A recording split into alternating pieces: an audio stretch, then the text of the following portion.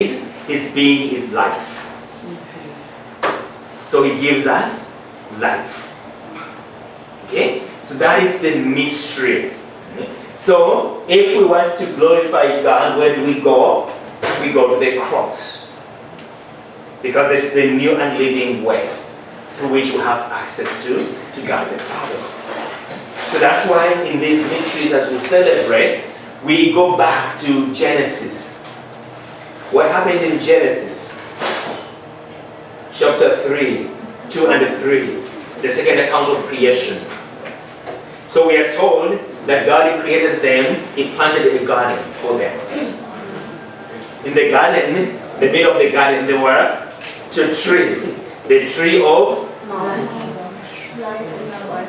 the tree. The tree is the tree of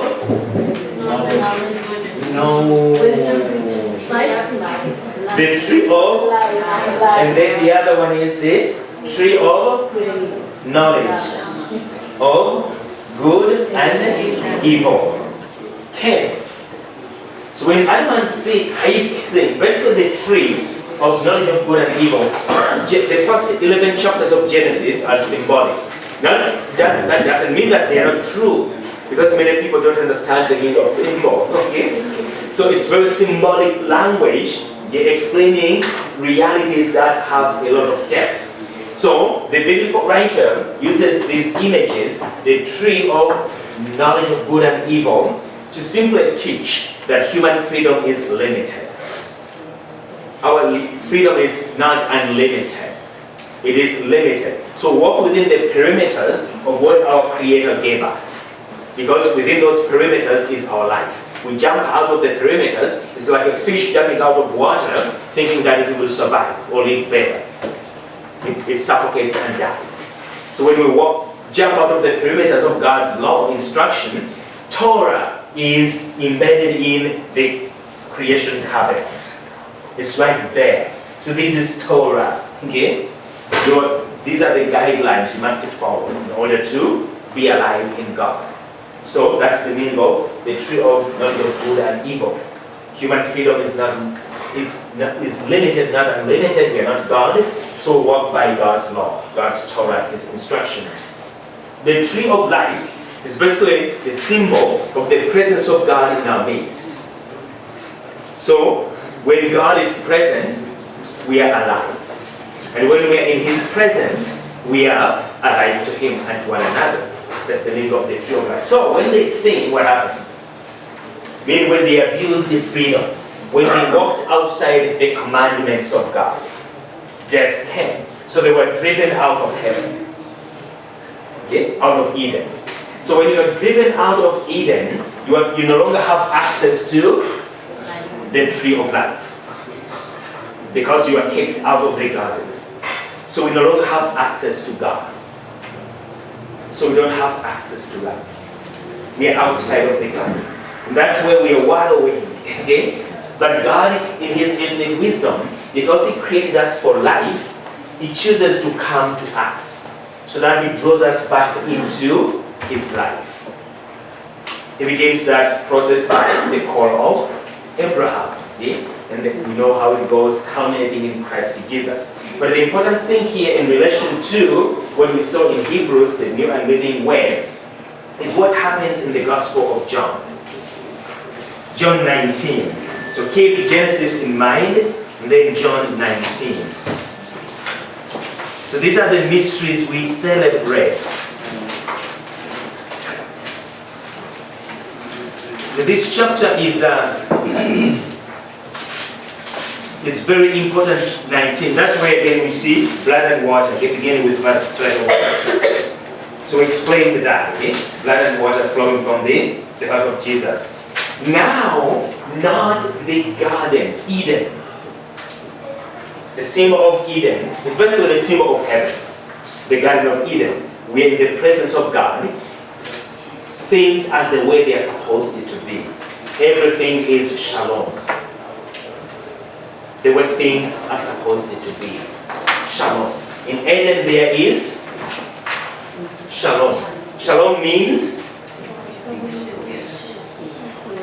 The way things should be.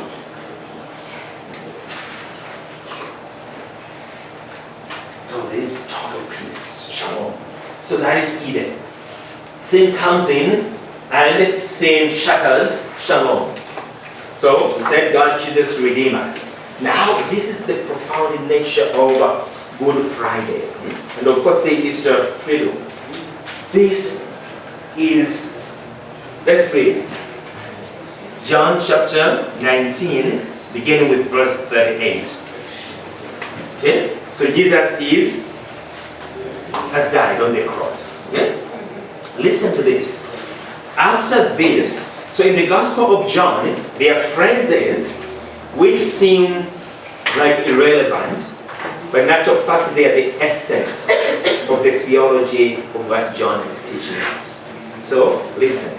After this, Joseph of Arimathea, secretly a disciple of Jesus for fear of the Jews, asked Pilate if he could remove the body of Jesus, and Pilate permitted it.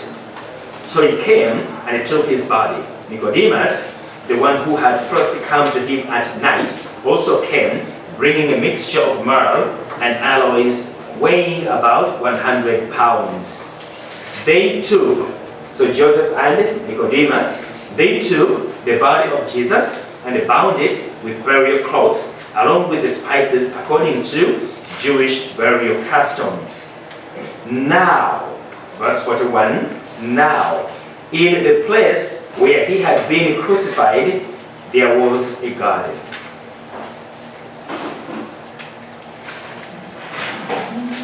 Where was Jesus crucified? Where was it? Remember, he was crucified outside the city walls. He wasn't crucified within the city. He was crucified outside the city walls. So the place where he was crucified, there was a garden. And that explains everything. Restoration. There was a garden here, and in the garden was a new tomb in which no one had yet been buried. So they laid Jesus there because of the Jewish Resurrection Day, for the tomb was close by.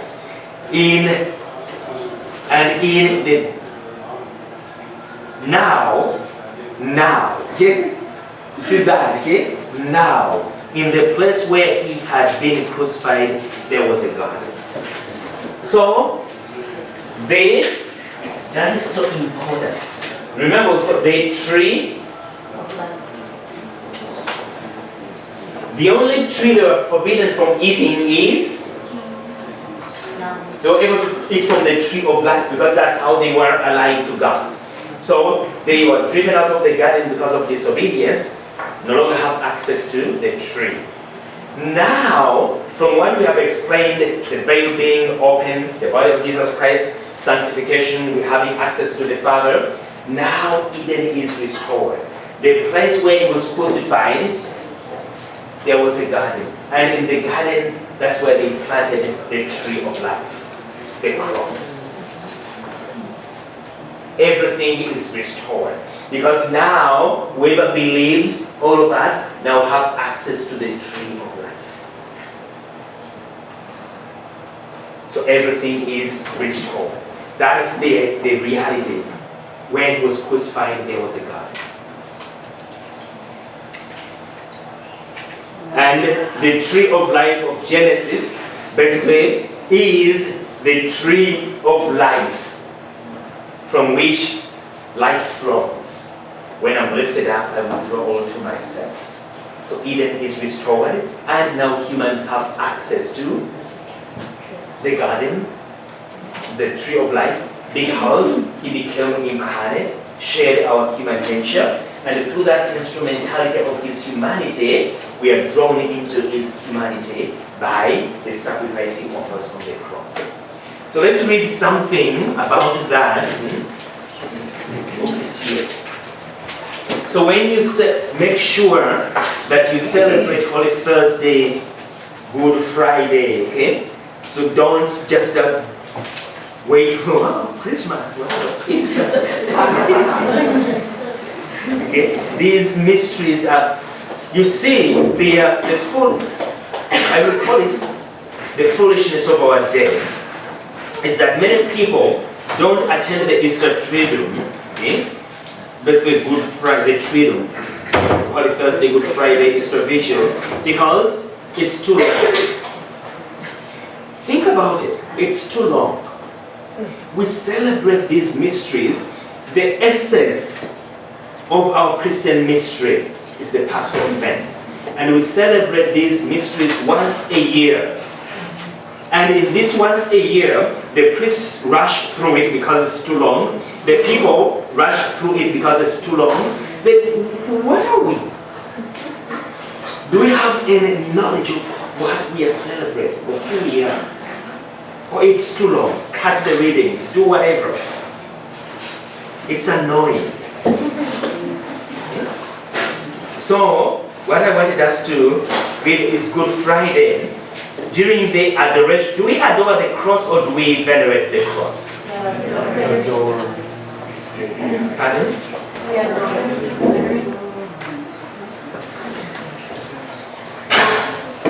What do you do?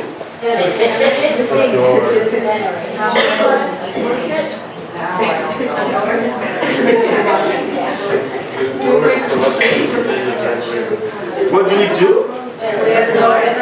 Do we adore the cross or do we venerate the cross? Why do we venerate and not adore? We adore God.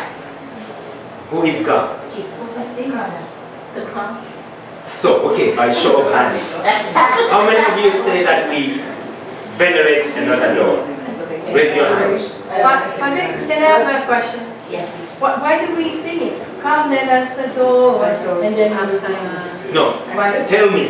By show of hands. How many of you say we adore and not venerate? We adore. How many of you say we venerate and not adore? Yes. I say both. We adore and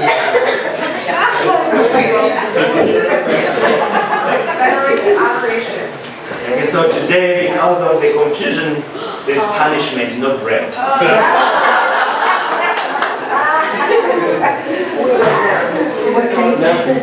No bread. get it over. No bread. So, we will have a break. So, in the liturgy, you have a priest. In the liturgy, you have a gift to offer. Okay? In the liturgy, you have a place from which you offer.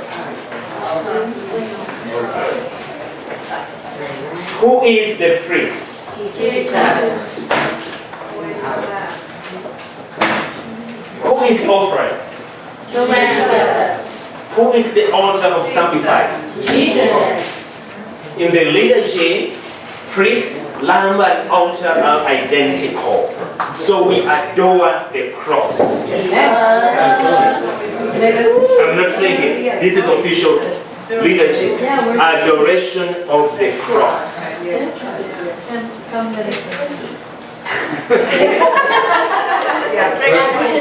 But there's a liturgy of veneration of the cross too. If it is on Good Friday, it's adoration of the cross. We have what we call worship of veneration and worship of adoration. Worship of adoration is only due God. And in the liturgy, priest, lamb, and altar are Christ. That's why we adore Christ. That's why we adore the priest, we adore the lamb, we adore the altar of sacrifice. So it's right here, adoration of the cross. Okay? So because of okay, we can prove that also by let's go to the prefaces, okay? The prefaces of Lent. No, of Easter. Prefaces of Easter. Preface number.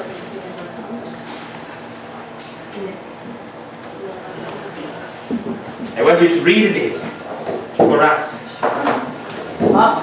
This preface. Me? Yes. Read that preface. It is truly right and just, our duty and our salvation, at all times to acclaim you, O Lord, but in this time above all to laud you yet more gloriously, when Christ our Passover has been sacrificed. By the oblation of his body, he brought the sacrifice of all to fulfillment in the reality of the cross. And by commending himself to you for our salvation, showed himself the priest, the altar, and the lamb of sacrifice. Okay. So it's not, this is the faith of the church. So it's not like something, kumbaya, kumbaya, naive devotion. No. This is the liturgy of the church. Just by the oblation of his body, last year, he brought the sacrifices of all to fulfillment in the reality of the cross. And by commending himself to you for our salvation, he showed himself the priest, the altar, and the lamb of sacrifice, therefore overcome with paschal joy. That is the mystery of this reality. So, on the garden, so the tree of life is now the cross. And from it, we go and draw life. Heaven and earth now meet. We have access now to life. Through what we have explained, the veil and everything else. So that's the profound nature of the mystery of the cross. Okay. So let's take a short break, then we'll explain it in other ways, to explain Holy Thursday. Okay. We have goodies, please.